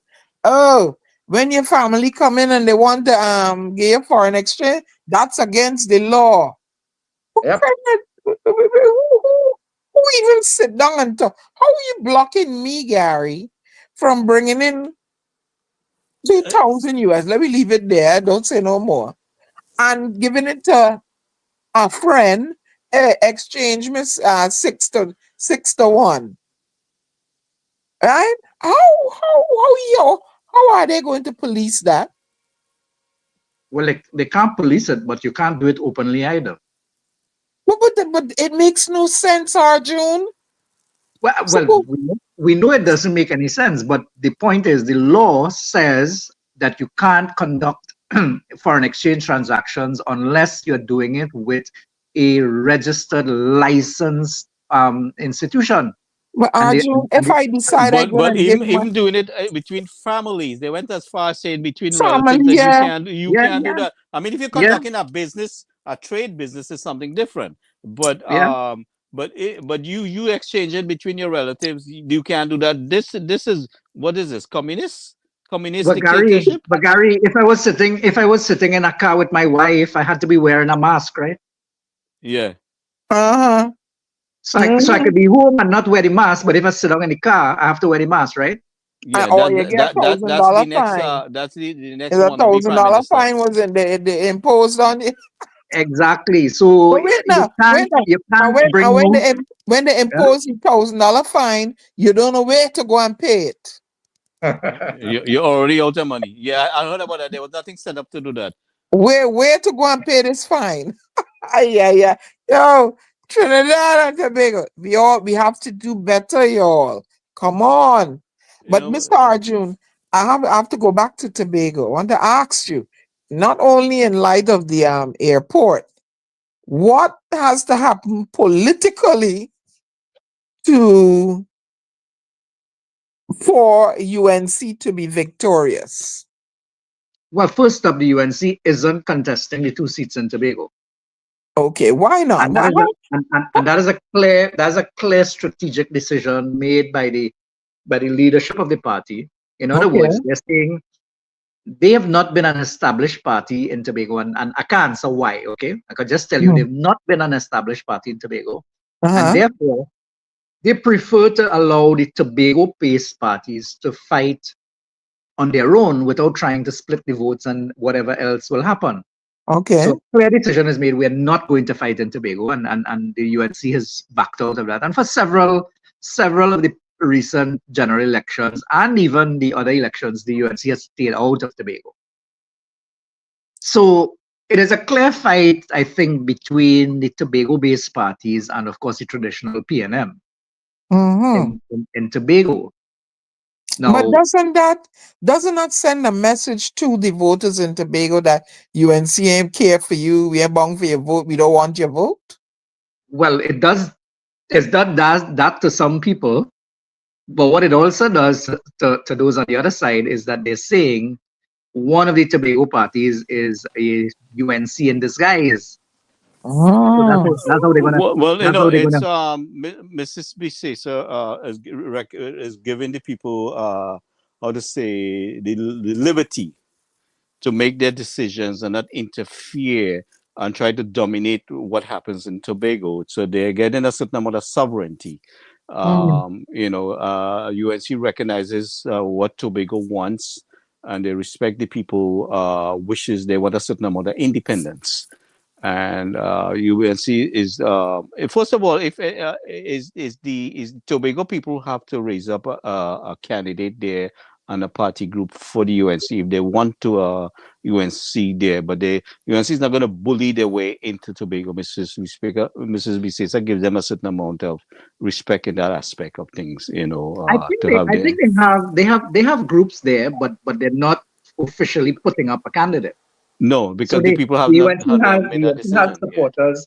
They do have supporters in Tobago, but they're Yeah. not officially putting a candidate. So I guess they're allowing Tobagonians to choose the party of their liking. But again, as I said, it works both ways because there's the criticism that the UNC is not a national party in the sense that they're not contesting the 41 seats. So that argument has always been there. Yeah, I made that argument, and apparently, somehow the decision is to allow them to make the choice. Yeah, and at the same time, I mean, I don't see the point in putting two candidates just so that you can say you're a national party. There's no point in that either. All right. So either way, I mean, you do your damn, you don't your damn. So, but I understand the logic that they're using, and to me, that's really a non-argument. There are governments in other parts of the world. Sorry, there are political parties in other parts of the world that have formed governments without even fighting all the seats, and we know coalition governments exist everywhere. So that to me that's a non-issue really. But of course, the PNM will champion that we have always fought every seat, and we will always put up a candidate in every single seat, and And cause the most damage whatever, too. for whatever that whatever mileage that brings, so be it. And always cause the most suffering and oppression. Yeah, Right? yeah. So let me ask you a question, Gary. You think that it should Miss Bisesa be victorious in Trinidad? And let's say without the 2 seats in Tobago, is that possible? And if she is she going to take care of the Tobago citizens also, Definitely, or is she going definitely. to I be? mean, when UNC wins, everybody wins. She did in the In the 2010 last to five, 20, yeah, in the 2010 to 2015, I mean, Tobago enjoyed a certain they were amount of very well taken autonomy. care of. All Yeah, yeah. everybody was taken care of. Okay. So it's only PNM that pushes a certain kind of propaganda and try to incite this kind of a division and cause doubt with the people. But they in their 10 years they Hey, didn't Darrell. they didn't accomplish 1/4 Mm. 1/4, I wouldn't say not even 1% of what the UNC accomplished. Look, which look, is which they is built a which is hospital. why in the last Tobago House of Assembly election they were decimated. Mm. And Tobagonians dealt, look at the hospital in Port of Spain that you know, Raleigh ran and opened. despite they controlling the 2 parliamentary seats in the theater elections, the Tobagonians sent a clear message to the PNM that we're not happy. So Very if clear. she is in power, the funds that Tobago require to run, the economy, they will receive these funds and not Oh, a definitely, most portion of the definitely. funds and all that nonsense, huh? They're going to get all the help. They're going to get strong Because you're support from going the and you national build, government. you expand an airport, you have to have the place looking a certain way. Now we need a sandals there and other things to accommodate these people. Well, listen to And me. The Sanders or whoever want to come in, first of all, why do the government have to spend the money to build the hotel for them? Yeah, We yeah, accommodate the land, we give them the license. They are making money. They are making a revenue out of that. So why should the of government course, fund that? of We Mhm, should course. fund local citizens who want to do something Yeah. mhm. in that aspect there. You know what I mean? We should. That's what we should be doing. I I'm don't sure agree. negotiations will start all over again with those big international conglomerates, but on Mhm. different terms. On different terms. You want to come and do business, we are open for business, Yeah, but but we are do it not at your going to expense do it at your expense. Yeah, because we provide. you gain any profit out of it. Yeah, yeah.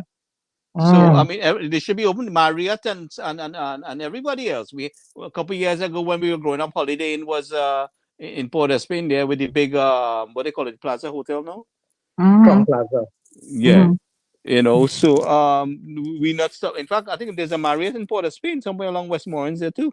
Yeah, You Marriott know, is right down by the movie town down there. There's a Marriott's. so Mhm. the government role should be granting the license and all the permits for the construction and Yeah, stuff but like see, that. but Gary, we have a history, right? We built the Hilton Hotel, we built the Hyatt Hotel, right? So we have a history.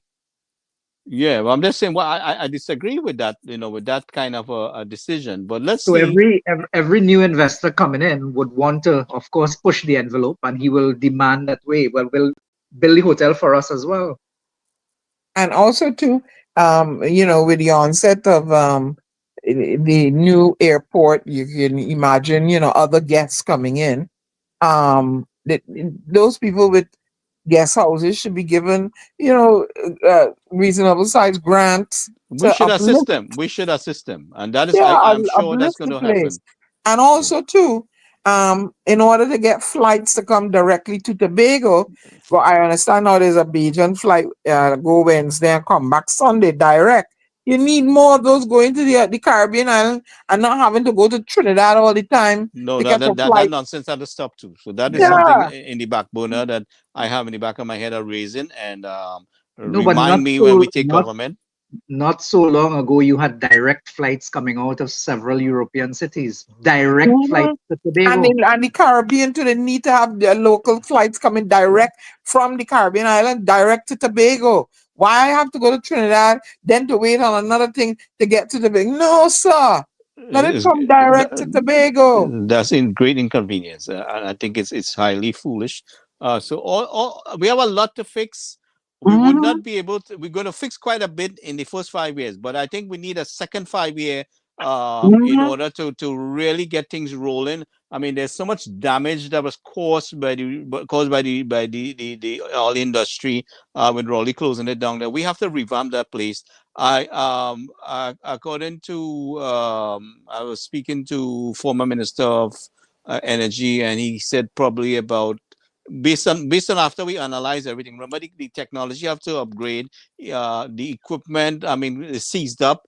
So to get that Mm-hmm. off refinery, so we're gonna take some time. Then we have to market it, right? Mm-hmm. We have to Yeah. remarket it out there. We have to repackage the whole thing. Mm-hmm. But what we need also is a government to collaborate with our diaspora outside of Trinidad and Tobago. We don't do a good job with that. And we have to work with our people outside there to market our products and goods and services. Well, And so Mm-hmm. they will work, they will function, one of the recommendations we had in the and Gary, you know, I was involved in the budget preparation in 2020. Right. One of the recommendations that we had back then, and that's 5 years ago, was something called a diaspora bond, where we go out to the diaspora in North America, Europe, across the world, and ask people with savings to invest in Trinidad and Tobago. So you pick up a government bond, and we only marketing it to the diaspora.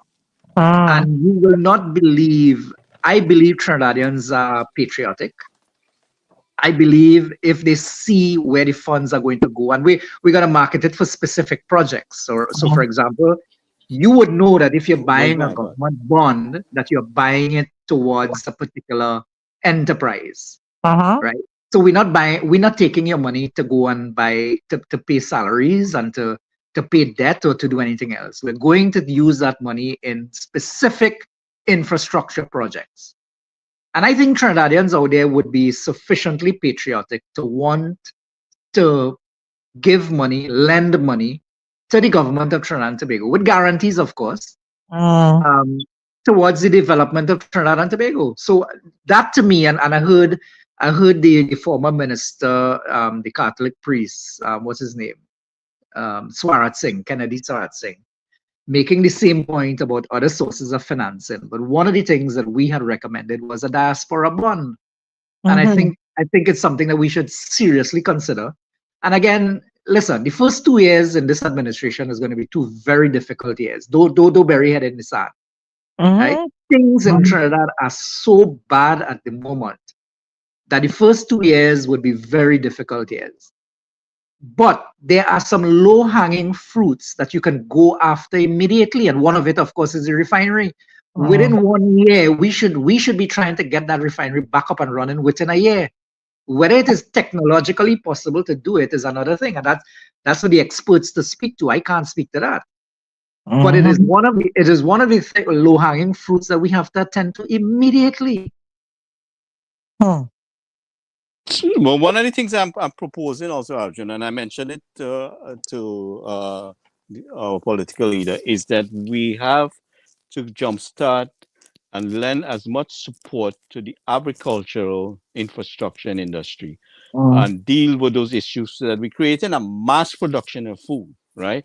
Because you're going to have hotels to supply food. You got to cook for these visitors, eh? Well, let's not only that, we have to make sure we feed our people. So one thing we're going to make sure is our people don't go hungry. That's the first thing we have to do. So while we're working on recreating and repackaging the all those other resources like the oil industry and the refinery and all the different resources that we have, we should make sure our people are fed.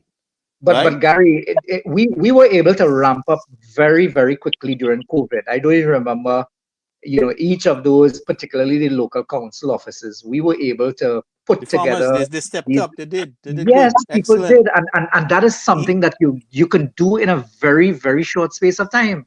Yes. So I saw guys like Ian Allen, all them guys, they were out there helping and getting the farmers together, and the farmers, people were packaging hampers with only vegetable produce, and people were able to come into the centers and collect these things and go home and feed their families. That is something that we can do within 6 months. You can get people planting again and supplying the local market within 6 months. So the government should fund, to subsidize this effort and boost the food production. We could get to a point where we start to export heavily, and we have to have people working on negotiating for that export overseas. Our citizens overseas, we have to work with our diaspora to get those Trinidad goods across the international market. So but that's phase 2 of it. Phase 1 has to be the domestic market as soon as possible. And you see, the thing is that the real challenge for Trinidadians is really to be motivated. And once the leadership of the government can come forward and motivate people sufficiently, people are going to get back to work.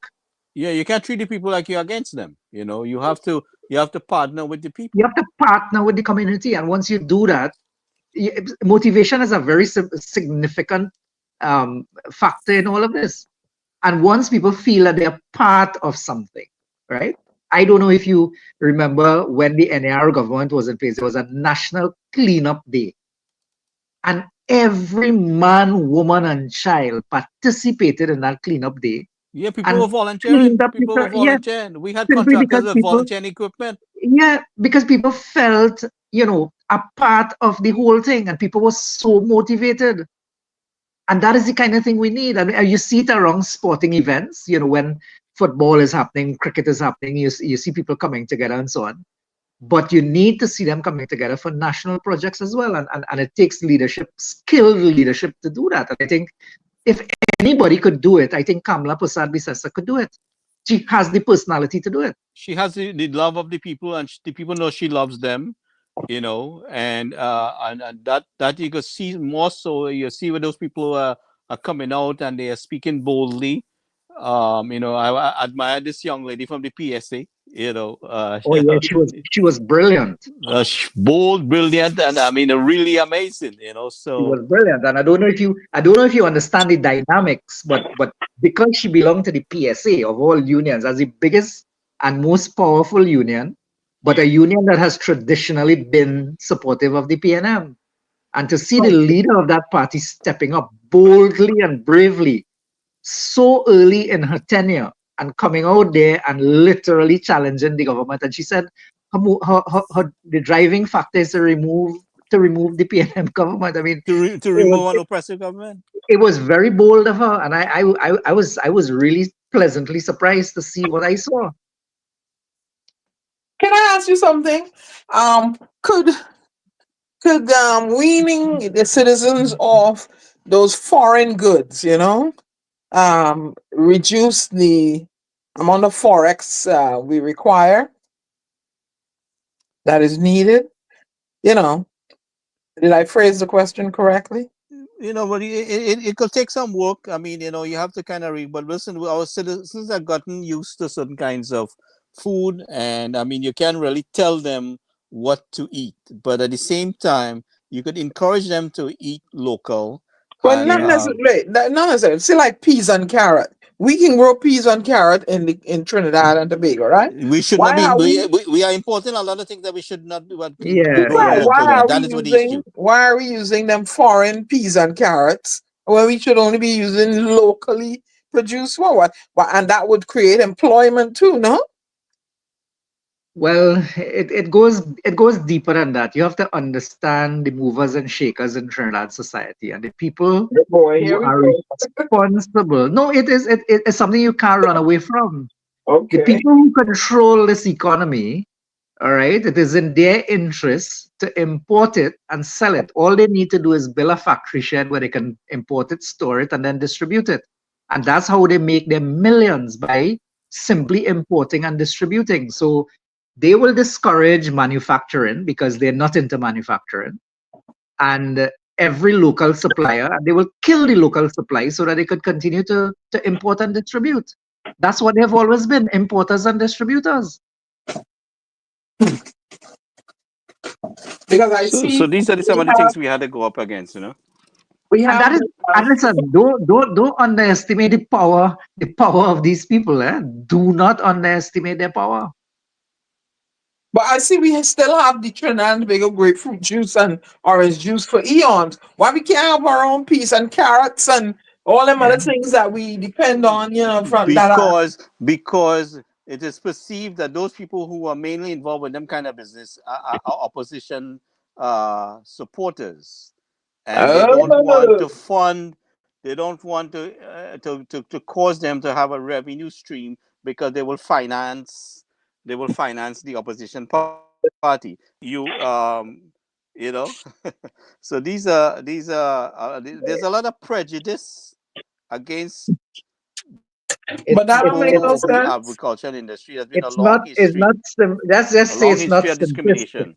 It's not simplistic. Yeah. Nothing is simplistic about Trinidad. Everything is a The whole complex web. structure is designed to work against them. But listen, Go ahead. guys. So why are you so antagonistic toward perceived thing that certain type of people are involved in agriculture, but you went to Ghana and bring back yam? Explain that to me now. that was never serious. That was just he was never serious about us planting yam on a commercial scale and exporting yam. That was never the intention. Oh, so And you that is Mama never Guy and be that is never there. and that is never going to happen. So we get Mama Guy there too. It You has said it, always not been me. Mama Guy. Always been Mama Guy. But the government, how to say, the whole infrastructure in the management of the Ministry of Agriculture is not set up for an ease of business. It is set up to frustrate people, and it's like you pull an elephant teeth and you try to get anything done. Our whole system is that have to change. There Out. has to be an ease of doing business with government offices. There has to be efficiency in performance and in processing application. We don't have that. And it's like you have to bow down and kiss some of these people's feet with a few dollars too in it. Yeah, but when you And when you present a national budget and you give agriculture as a sector less than 1% of the revenues in your budget, then really it sends a clear message that that is not a priority, Mm. not a so priority at all, so and I it's mean there's never been. lots of work to be done. But the one job that has to be done correctly on April 28th is to vote UNC. The yellow is the code. People have to understand. They have to understand what we are trying to accomplish. They have to understand that this fight is about you. This fight is Well, about you. This is about putting the but Gary, resources in place. if after 10 years people don't realize that we are directionless, we are Because heading nowhere in a hurry. There are no policies or plans in place except yeah, dragon but we gas. can't we can't assume that. You see, because the thing about it is like you have to still kind of reiterate and re-educate people there. There's still work to be done because some people are so caught up and consumed with the history of prejudice politically and all different way, and they have this pride that they can't vote you and say or publicly acknowledge that they Yeah. support in UNC. And these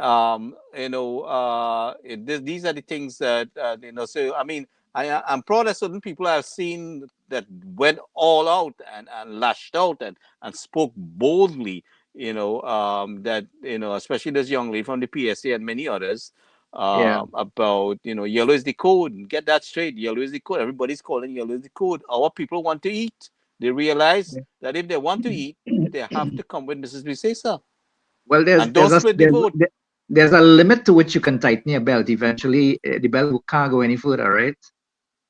And I think people have reached that breaking point in Trinidad where after 10 years of nothing from the government, but being weaned off the government and, no real hope for the future for their children, I think people are beginning to realize that something has to give. And or despite all of the prejudices and all of the the societal It boils down norms to and survival. all of that, Yeah, yeah, yeah. yeah, at the end of the day people have to eat, have to, and you can't wait to get a handout every 5 years. That ain't gonna work. Well, I mean, but That do ain't you gonna want the work. resources? Do you want the resources for your children to help build their lives? Do you want the proper health care when you go to the hospital, and get the runaround? Do you want the medicine that you're paying for with your tax dollar to be there at But the you hospitals? want to see the irony in all of this. The prime minister left and went to the United States, to California, I believe it was, all right? And for all intents and purposes, he went to have his medical checkup done. And his very first public appointment on his return was the opening of the central block at the Port of Spain General Hospital. And he stood up there and boldly declared the quality of healthcare that his government is providing for this country Yeah, with with without with, with, with, with was without like a without him skeleton. without him even seeing the irony of what he was saying. You just walked off a plane where you went abroad for medical attention and then come here to open a facility where you're talking about the quality. If the quality of your healthcare is so good, brother, where are you heading for healthcare outside of the country? Why? Yeah. Why? Yeah. And they can't see the irony in all of that, you know. I think a member of the royal family got ill in Barbados and was taken to the Queen Elizabeth Hospital in Barbados.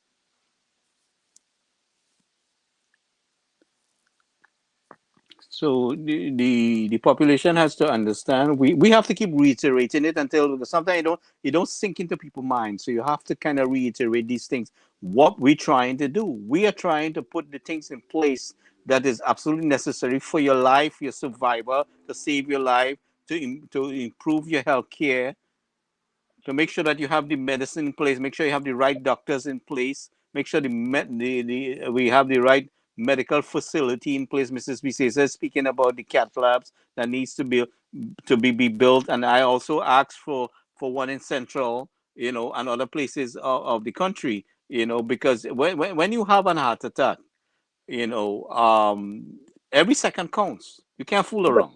Yeah, but land and facility and everything was already identified for a major hospital right here in Shogunas. The infrastructure was there. It was the Yeah. building was started and everything. And again, decentralizing healthcare and all of these things was never a priority for this government. So Just there's imagine we some have an ambulance without the proper equipment in there. So this is something I discussed at length with Dr. Gopi Singh, and in that, for instance, when you get picked up by an ambulance here, Diana, the ambulance is fully equipped to start the treatment and to relay to the emergency room as you incoming, Hmm. about yeah, your Condition. status conditions, Mhm. right? yeah, So they are all set. So by the time you enter there, you're ready to go, yeah. right? So Like, we have an ambulance with lights, and maybe an oxygen tank, right? And they try to hide that, and they make all this big hoorah, And, right? and, and, and look, remember the minister lost her life in the fire? Well, they covering up that, they covering up. yeah. Up to now, they can't give you a proper report, Oh, and That and that and that for that how re- many years? and they said that report was going to be made public. They got the report and never said a word after that. Yeah, well, the fire services. yeah, lack of water, lack of proper equipment, and for years the UNC has been raising this because we built the fire station in Mayaro, we built some extra fire station. They And refused to allow the fire, for them to acquire the fire brigade, and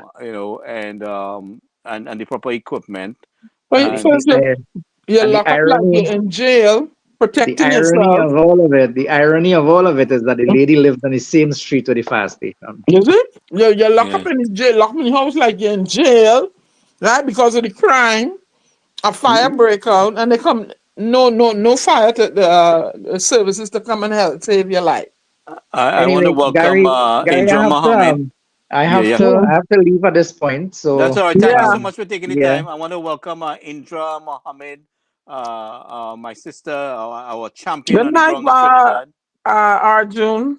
good night, Diane, and we'll catch up again sometime soon. Thank you so much. I'll Okay, keep you yeah. Definitely. posted. All right, take care. Yeah, yeah. Hey, Gary, So I have to go to sleep, you know. yeah, yeah. So go ahead, go ahead. So I want to thank everyone for joining us. Indra, thank you for taking the time to come in. I will try to do something with you also and get some feedback on what's taking place in your corner of TNT there. So with that, I want to thank our listening audience for joining us. I want to thank my sister Diana, who has been right at my side with assisting our citizen. Hey, your wife go No, misconstrue no, that no. My statement wife, there. my wife don't. She don't get in between us at all. She don't mix. She don't mix. She don't get between us. She know that, And I really want to thank my sister Diana for standing up with me, not only with mouth, but she put her money where her mouth was. I want Trinidad and Tobago to know that she had put her money where her mouth is, and Don't set me up for the kidney bandit to kidnap me now. no, no, no, no, no. You're not spending all the money behind me. Say, oh no, anyway. So you spend all the money helping me to help citizens, even after they reach home. Diana assisted me with getting some help because people came back. I mean, they had to restart their life. They wanted food, and up to this day, Diana, I could message Diana and say someone needs some food and things like that, and and she would stand up with me on that. So I want to thank Diana. Diana, I want to bring you back on because I'm going to have Okay. a couple other people. So I'll let you know as soon as I get these guests. I want to bring back Mr. Vid Siriram on the banking And situation in Trinidad. get my traveling companion. What's his name again? The one I met on the plane. Oh, Tanku. yeah. Right now he's tied up. He would have joined me tonight, but he's tied up in some meetings because they're trying to make some arrangement for the elections and things like that. But Yeah. if I could get him for 5 minutes, I'm definitely gonna get Mr. Dave Tanku, our chairman, UNC That's chairman, and right. loyal friend. And Diana, just remember, the code is yellow, no other Yeah, color. that's right. The Everything code I is wear in yellow. yellow. Okay. But listen, I wear in yellow, but I'm voting blue. No, you can't do that. You can't do that. You can't do it because that's splitting the vote, and that's Oh. jeopardizing the yellow from taking government. Because Diana, the contribution you wanted to make a couple of years in reference to education and Mm-hmm. helping the young and out kids that really need the help, Mm-hmm. you would get that Laptops, all opportunity kind of now. thing. You Book would full get that booklets, all opportunity. kind of thing. Yep. Yeah, you would get that opportunity because I have some teachers on board with me here, Mm. that I want to assist the Ministry of Education like how we had planned to. Mm. And I definitely my buddy. I want to bring in who was with us, Mr. Anson, on the sport thing. So I definitely have that in mind that his contribution, his ideas about Mm-hmm. well, the UNC had the idea of encouraging young people to benefit from the sport industry like how they benefit in America here. I mean, you had some Mm-hmm. people who become millionaires and billionaires through sports in the United States. So Mm-hmm. they want our young people to understand that this is an avenue for them too. So these are the things. If you notice, the PNM is against every good thing that we try to help the people and convince the people that we're against them. Mm. So, but they are realizing it, and we have to do as much more to help them realize that yellow is the code. Mm. Right, Sister Indra Mohammed, and every my listening audience, yellow is the code. And so, with that, I will say good But night. Thank you know everyone. me, I like my Gary Griffith. Okay. That's I mean, that is that beside the point. Who we like, I who we like don't my like. Gary Griffith. The objective is there. The objective right now is doing the right thing to secure government. All right. You know what I mean? This is the point I want everybody to understand. We listen. It could be your best friend or your brother, but the thing about it, on that day, if we don't do the right thing and make the right decision and vote in a united, collaborated way against the PNM, then we are jeopardizing that opportunity and putting ourselves at risk for another 5 years. And I could hardly imagine, and I don't want to see because I had enough people reaching out to me and you for food. Mm-hmm. Yep. Yep. Okay, Yep. and we have Yep. seen enough with the people that was stranded outside the country and the injustice and the heartlessness against them. So we want a government that will work for people, and I know Mrs. Vistesa has that motherly care and love for people. And whatever misunderstanding, we have to work with her because her best interests is our interests, Mhm. and that's why I work with her and I stand with her, and I know that for a fact. And she does care a lot about people and our children and the children of Trinidad and Tobago. So with that, I want to thank everyone for joining us and good night. Hey, Stormy looking at me when we go into bed. I'm gonna He put my better puppy to sleep. he better behave himself too. Anyway, thank you very much, Diana. I'll keep you posted on anything coming up. All right. Good night, listeners. Good night, everybody. Okay. Bye.